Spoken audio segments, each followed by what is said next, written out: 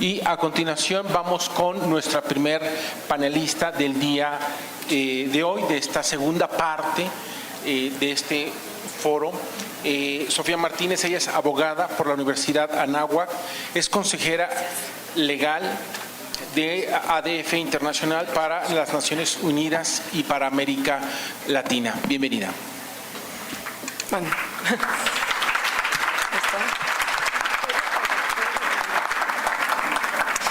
Bueno, muchísimas gracias. De verdad espero que no se me duerman por ser justo la hora después de la comida. La verdad es que va a ser una intervención breve, concisa y es mucha información la que se intenta dar, así que literalmente va a ser una pincelada de, como podrán haber visto en el programa, de lo que desde Naciones Unidas se ha venido haciendo para promover y para bajar a nivel nacional la ideología de género. Hoy por hoy sigue siendo para muchas personas el tema de Naciones Unidas y su intervención en estos temas como un mito, ¿no? Yo lo que quiero hacer es, con formas muy concretas, enseñarles cómo ha sido el trabajo y cómo se está llevando a cabo el trabajo actualmente y el impacto que tiene concretamente en nuestro país y en algunos otros de América Latina, que al final yo siempre digo, bueno, si en un país como Colombia, que ahorita vamos a ver el ejemplo de Colombia, pero si en un país como Colombia se está hablando con el mismo discurso que aquí, está siendo promovido por los mismos grupos que aquí, ¿por qué el resultado no va a ser el mismo, ¿no? Ante estas dudas de, como les decía, de intervención de organismos internacionales que se traducen en política y en leyes concretamente en nuestros países. Pero bueno, de eso ahorita seguiremos hablando. Me enseñaron que era hacia allá y yo...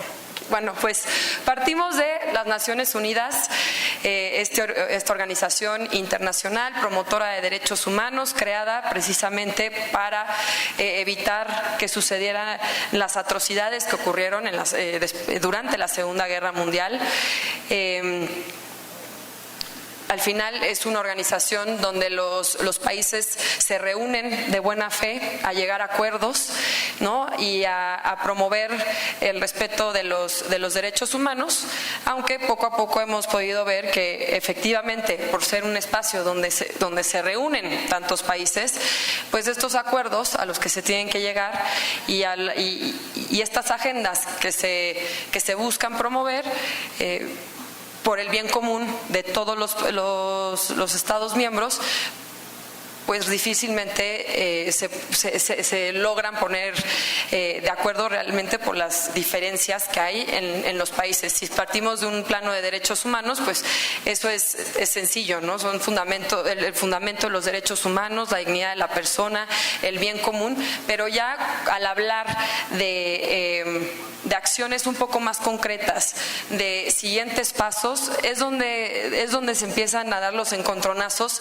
dentro de toda esta organización. Y como les decía, no solo en México, sino el resto de Latinoamérica, sobre todo, la presión que se ha buscado ejercer desde esta organización es muy fuerte para todos los países de esta región, junto con la Organización de Estados Americanos, a la cual no me voy a meter en esta sesión, pero es importante tomarla en cuenta de igual manera.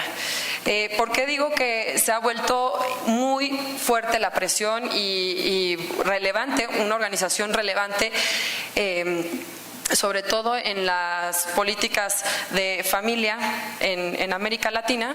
Pues precisamente porque las Naciones Unidas se han vuelto realmente un megáfono, ¿no?, de agendas ideológicas, y ahorita, como les decía, les iré explicando con un poco más de detalle el por qué decimos esto y los ejemplos concretos en los que esto se traduce. como les decía, cómo se introduce. Estas son algunas de las acciones concretas en las que nosotros hemos identificado el trabajo concretamente en la ideología de género, y partimos por los simples conceptos de la orientación sexual y la identidad de género. ¿Por qué los pongo por encima de todo y así de manera tan general, si precisamente sabemos que eso es lo que viene detrás de la ideología de género? ¿Cuál es la ciencia de decir que por ahí se introduce? Pues el tema aquí es que en ningún tratado internacional, en ningún documento vinculante de Naciones Unidas se ha logrado definir la orientación sexual y la identidad de género. Esto es importantísimo porque, como les decía, en este espacio donde se reúnen tantos países con realidades tan diferentes, para ponerse de acuerdo es importantísimo saber a qué se están refiriendo, para precisamente evitar que hayan interpretaciones para un país sobre ciertos temas de este lado y que otros países interpreten completamente lo contrario, ¿no? Se llegan a consensos en Naciones Unidas, y en estos consensos es importantísimo que se sepa qué significa cada uno de los conceptos que se están introduciendo. Con la orientación sexual y con la identidad de género nunca se ha llegado a un consenso. Y es más, cuando se pregunta, porque se presenta constantemente el término en diferentes resoluciones, en diferentes ámbitos de trabajo de Naciones Unidas, y cuando ha habido preguntas abiertas de países que quieren saber a qué se refieren con la orientación sexual y con la identidad de género, la respuesta en la sala es nula. Además de unas burlas, ¿no?, que se ríen, ¿cómo va a preguntar qué es la orientación sexual y la identidad de género? Porque así son algunas de las reacciones. En el fondo, nunca se contesta. Entonces, por eso partimos de ahí. En el momento que se logre llegar a un consenso, eso sirve para que a nivel internacional se pueda decir, oigan, en Naciones Unidas ya se definió que orientación sexual es tal y que identidad de género es tal, y así es como lo podemos implementar en nuestros países. Hoy por hoy es ambigua la definición. En la OEA ya empieza a haber un planteamiento más abierto sobre lo que quieren decir estos términos, pero en cuanto a Naciones Unidas no hay un consenso. Por eso son temas y son conceptos tan controvertidos en las discusiones que se llevan a cabo allá. Eso en primer lugar. En segundo lugar, están las resoluciones, conclusiones acordadas, declaraciones. Aquí no me voy a meter a demasiado detalle con qué es cada una, qué significan, para qué sirve cada una, porque lo que podemos entender del sistema de Naciones Unidas es que es un sistema de protección de derechos humanos complejo, y esa complejidad realmente también ha dado puerta, ha ayudado a que sea esta una vía de promoción directa, ¿no?, y de promoción directa de estos temas en los diferentes países, sobre todo en los que a nivel local pues resultaría muy difícil ponerse de acuerdo a través del diálogo o a través de un proceso legislativo normal en cada país. Entonces se utilizan resoluciones, conclusiones acordadas, declaraciones de Naciones Unidas, donde les digo que precisamente se llevan a cabo estas discusiones donde se trata de llegar a un consenso, para después tener un respaldo y decir que no se enteraron que la ONU ya dijo que la orientación sexual y la ideología de género debe de protegerse por sobre todas las cosas. Y la gente dirá, ¿qué? ¿Cómo? ¿Cuándo dijo eso la ONU? Sí, ahorita, una resolución en verano, el Consejo de Derechos Humanos. Pero ¿y el Consejo de Derechos Humanos qué es? ¿Y qué diferencia tiene con la Asamblea General? ¿Y qué diferencia tiene con las comisiones temáticas de la ONU? ¿Y de dónde y qué peso tiene? ¿Y es ley? ¿Lo tenemos que cumplir? ¿Qué pasa si no lo cumplimos?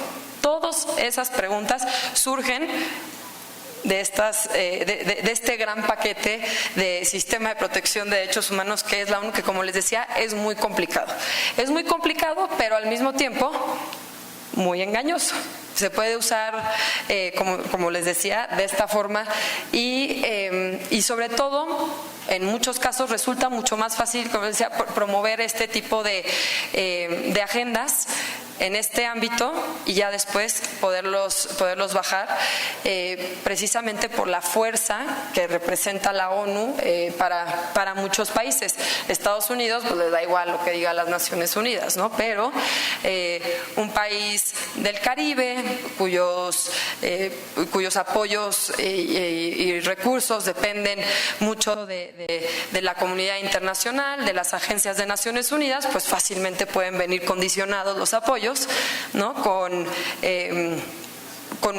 estas agendas que desde acá se buscan promover. Después tenemos que por cierto, además, ¿quiénes usan estas resoluciones, estas conclusiones, estas declaraciones? Pues la sociedad civil. Precisamente como no representan ley para los países, pues es la sociedad civil quien toma los contenidos de estas para avanzar a nivel nacional. Entonces, importantísimo estar involucrado a ese nivel en Naciones Unidas, aunque no representen ley, aunque no sean vinculatorios, porque muchas veces también esa es la conclusión la confusión que entra. Si no es ley, ¿para qué sirve? ¿Qué importa? No hay que ir, no pasa nada si no estamos. Sí pasa, son mecanismos de presión. Tenemos el Core Group LGBT, todos habrán escuchado que México en mayo pidió la entrada a este Core Group.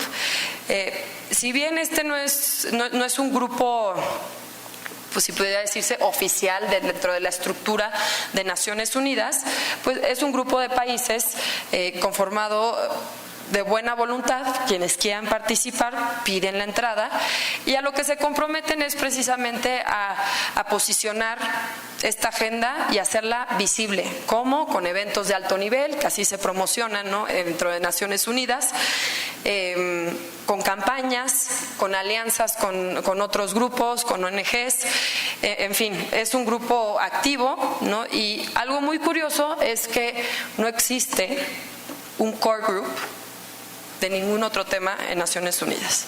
Entonces, ¿dónde quedó el core group? No sé, para acabar con la pobreza o para reforzar la educación, ¿no? O para apoyar a los migrantes. Este es el tema que entonces está en la agenda, porque como les decía, los países se comprometen a hacerlo visible y créanme que lo han hecho. Ustedes pueden buscar cuáles son las actividades que ha realizado este grupo y es evento tras evento tras evento, muy bien financiados, muy bien hechos, muy bien posicionados dentro de la misma organización de la ONU. Y bueno, eso simplemente un medio más, ¿no?, que se utiliza por aquí.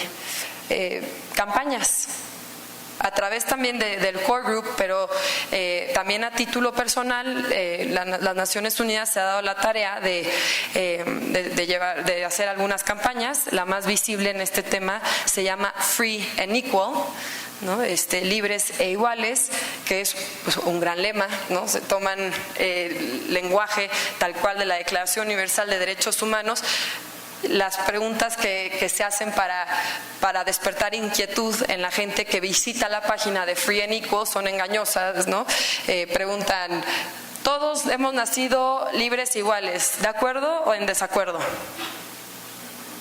¿Quién va a contestar que en desacuerdo, no? Al final son campañas que están muy bien hechas, tienen mensajes, unos videos y unos recursos que toman, como les decían, lo más noble, ¿no?, que hay detrás de los derechos humanos y lo adaptan completamente a este grupo, ¿no?, a la comunidad LGBT, que si bien el tema de los derechos humanos no está a discusión, ¿no? Los derechos humanos, como se han entendido desde la creación de la Declaración Universal de Derechos Humanos, que no significa que a partir de ahí se crearon los derechos humanos, pero por lo menos a partir de ahí tuvimos un piso mínimo, ¿no?, inconfundible de a qué nos referimos con derechos humanos, y que por supuesto esos no se les niega a absolutamente nadie, pero ya el especificarlos, ¿no? y apartarlos y ponerles ciertas trabas y entonces para ti aplica la no discriminación y entonces para ti no aplica el derecho a la libertad de expresión y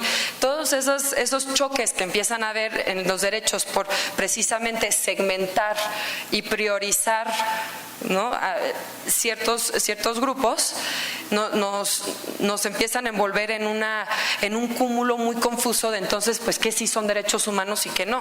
Me imagino que ya en alguna de las sesiones jurídicas de la mañana se abordó esta temática, pero pues es una de las grandes pugnas y luchas que hay en Naciones Unidas y también de los grandes reclamos que hay de pedir que también que pedir que se enfoquen a los temas que son realmente prioritarios para los países, ¿no?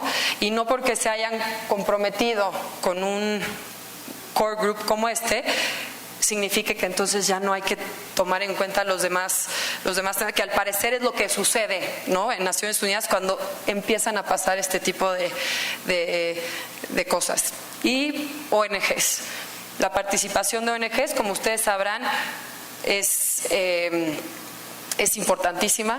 Hay muchísimas ONGs que están acreditadas, que participan todos los años de todos los temas que pudieran imaginarse. Como comprenderán, la ONU abarca la temática que queramos, no se restringe solamente a esto y también con esto no quisiera satanizar a la ONU en todo lo que hace, pero concretamente en esta área pues sí es muy visible, ¿no? El enfoque y las prioridades que ha tomado y precisamente cómo sí se acaba dejando de lado temas que son importantísimos, como lo veníamos ya mencionando. Ahorita les quiero enseñar un ejemplo muy claro de a qué me refiero sobre la importancia de las participaciones de las ONGs. Se ven chiquito, esto se los puedo pasar más adelante, pero esta es la página de internet de un grupo, una ONG que se llama Outright.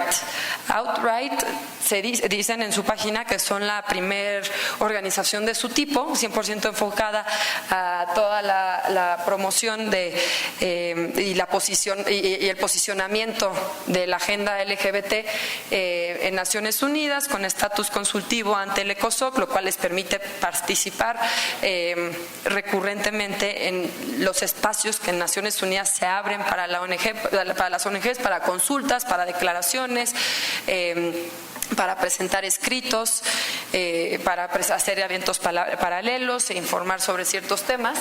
Y si ustedes se meten a la página, verán que uno de sus principales trabajos es durante la comisión sobre la condición jurídica y social de la mujer, que se lleva a cabo en marzo. Y tal cual lo dice, participamos todos los años en la comisión para avanzar y posicionar la agenda LGBT, la orientación sexual, la identidad de género, la expresión de género, que como les decía, siempre se presenta y por la falta de consenso, por la falta de transparencia en qué significa, no entra. Hay una constante lucha ahí que implica que todos los años esto sea realmente el centro de las discusiones también, desgraciadamente, cuando se están discutiendo temas completamente que ni siquiera deberían de ser relevantes en este sentido y al final pues acaparan toda la atención y la energía y el interés de los países por desgracia. También tenemos, como les decía, las resoluciones, las declaraciones. Esto es un ejemplo concreto de sobre lo que pasó este verano, una resolución sobre orientación sexual e identidad de género. Una vez más no se define, se discutió en el Consejo de Derechos Humanos en Ginebra, pero pueden ver el resultado de la misma. Aquí lo importante es que esta resolución lo que busca de fondo es precisamente acabar con toda la discriminación y violencia, ¿no?, en contra de la comunidad LGBT, y además crea una figura que le han llamado el experto independiente que se le va a dar la facultad, ya se creó, todavía está en el proceso ya como de implementación la resolución, pero a este experto independiente se le va a dar la facultad de señalar dentro de cada uno de los países normas, leyes o actos, ¿no?, de los que se viole a su criterio y a su discreción, ¿no?, los derechos de la comunidad LGBT. Esto es gravísimo para cuestiones de soberanía, ¿no? Al final, aunque los países forman parte de esta organización, pues la pertenencia dentro del mismo al mismo tiempo es de buena fe, ¿no? Y es con miras a mejorar todos como comunidad internacional, pero eso no significa que entonces yo dejo mis leyes y ya lo que haga a nivel nacional no sirve de nada y prevalece lo que tengo en Naciones Unidas, porque pues ahí es donde se toman las decisiones serias, o ahí es donde sí se avanzan los temas que no se avanzan a nivel nacional. En fin, las razones que se puedan encontrar para hacer valer que una figura como vale más que nuestras propias autoridades es preocupante. Aquí pueden ver una declaración de ONU Mujeres, ¿no?, en donde se congratula con el trabajo que se hizo en el Consejo de Derechos Humanos con la creación de este experto independiente. Ahora, importantísimo saber con esta resolución que se discutió con muchos encontronazos, con muchas diferencias, se introdujeron muchas enmiendas para balancear un poco el texto, e incluso se intentó eliminar este experto independiente. Como se intentó eliminar el experto independiente y se presentaron muchas enmiendas, se acabaron votando los puntos de la resolución uno por uno. El punto que hablaba sobre el experto independiente tuvo los siguientes números. Es interesante ver cuánto apoyo hubo, ¿no?, en una comunidad de 193 países, esto tomando en cuenta que participaban los países que actualmente forman parte del Consejo de Derechos Humanos. Independientemente, aunque todos participan en la negociación, ya al momento de votar, porque precisamente no se llegan a acuerdos, al momento de votar participan los países que forman parte del Consejo en ese momento. Entonces tenemos 17 votos a favor de quitar la figura de este experto independiente, 19 votos a favor de mantenerlo, el margen es pequeñísimo, y 8 abstenciones. Entonces, porque 19 países así lo quisieron, existe un experto independiente para los 193 países que conforman la membresía de las Naciones Unidas. 19 países. En general, la resolución al final tuvo el siguiente resultado: votaron a favor de la resolución 23 países, 18 en contra y hubo 6 abstenciones. Yo creo que esto es un claro reflejo de que, lejos de ser esto un reclamo gigantesco, ¿no?, de la sociedad, de los países que forman parte de Naciones Unidas, vemos precisamente ese juego y ocupar este espacio para precisamente poder avanzar diferentes cuestiones. ¿En qué más se traduce? Este es el ejemplo de Colombia al que me refería.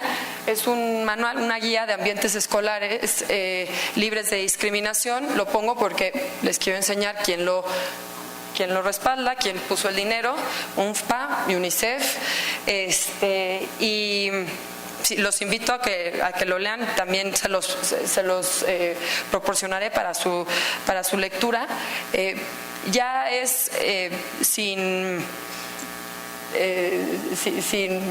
máscaras, lo más abierto que se puede, el introducir la ideología de género en las escuelas. Cuando la gente en Colombia salió a reclamar sobre esto, sobre todo los padres de familia, el Ministerio de Educación negó haber publicado dichas guías, y luego el presidente aclaró que no, sí las habían publicado, pero es que UNFPA no les pidió permiso y se adelantó a compartirlas. Los invito, de verdad se los voy a hacer llegar, les invito a que lean el contenido. Por cuestiones de tiempo no lo podemos abordar el día de hoy, pero muy interesante. Por eso a lo que yo voy es, si este es el discurso y es idéntico y están detrás las mismas organizaciones de Colombia, ¿por qué no será lo mismo en nuestro país una vez que se implementen, ¿no?, ciertas políticas que se buscan empujar?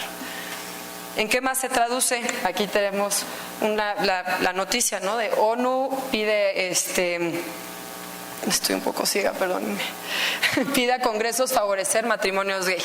Aquí, digo, es una noticia, pero es un simple ejemplo al mismo tiempo de cómo se mantiene presente la ONU, ¿no? Cómo busca introducir su voz, cómo busca seguir metiendo esa presión, ¿no? Hay gente que no se toma a la ligera este tipo de declaraciones. En nuestro país, como en el resto de Latinoamérica, son importantes. Lo queramos reconocer o no, son importantes este tipo de declaraciones, porque es una presión sutil, ¿no?, que se ejerce en el país y en las políticas. Igualmente aplaude ONU propuesta para legalizar matrimonios gay en México, una vez más, ¿no?, opinando de los asuntos internos. Entonces, queramos verlo o no, la ONU está, y así noticias de todos los países. Y esta es la campaña que les decía, Free and Equal, que de igual forma los invito a que la consulten, porque yo creo que a través de esta campaña es ahorita con lo que más se ha logrado priorizar la agenda de derechos humanos en Naciones Unidas. Como les digo, aparte es una campaña muy bien hecha, y lo preocupante, un poco dentro de su mensaje sutil, bondadoso, enfocado 100% a los derechos humanos, hay un video que se ha vuelto ahorita viral dentro de la campaña, que habla de etiquetas, ¿no? Entonces habla de si podemos ver más allá de las etiquetas, y salen diferentes personas con una etiqueta en un inicio, pero ya luego se hace un close-up y se dice, por ejemplo, Sofía, ¿no?, abogada, esposa, y salgo yo a todo dar, ¿no?, si fuera yo en la del video, pero así salen diferentes ejemplos que, como les decía, nadie duda, ¿no?, en el ser, ¿no?, a nivel persona, a nivel dignidad, que no se merezcan un trato, como dice aquí, free and equal. El tema es que, y con esto cierro, es que al final la última etiqueta que presentan es la etiqueta de una palabra inventada que dice heteroaliado. Sale la etiqueta, se hace el close-up y sale Ban Ki-moon. Sale Ban Ki-moon y inmediatamente dice, sé un heteroaliado. Tú sé un heteroaliado. A lo que voy, porque es preocupante, es que si ya estamos usando esa palabra, significa que si no eres un heteroaliado, eres un enemigo. Entonces, yo los dejo con esta reflexión. Como les decía, hay mucho que abarcar con respecto a las Naciones Unidas. Estos son solo algunos ejemplos de cómo efectivamente incide la agenda de Naciones Unidas en nuestro país, incide la agenda de la ideología de género dentro de las Naciones Unidas, ¿no? Y simplemente algunas pautas para estar atentos a esa injerencia de la ONU y la OEA en nuestro país. Muchas gracias.